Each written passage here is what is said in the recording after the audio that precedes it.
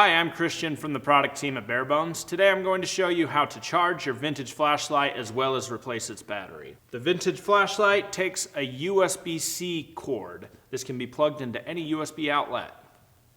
To plug your USB-C cable into the flashlight, you slide the end of the flashlight out to expose the charging port, and then you simply plug the cable into the port.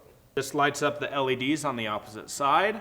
If at least one light is on and blinking, that means that it's charging. Charge time for this flashlight is 4 hours, and you know it's fully charged when all 3 LEDs are fully lit.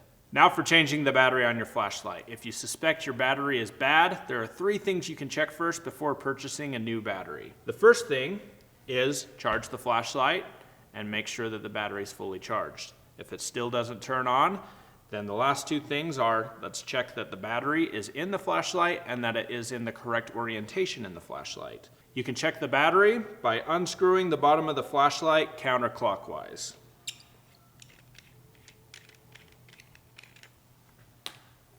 The battery comes directly out. This flashlight takes an 18650 battery. It is a Barebones specific product that is available for purchase on our website. To insert the battery into the flashlight, you make sure that the metal ends of the battery slide in first so that it can make contact with the metal pins on the inside of the flashlight.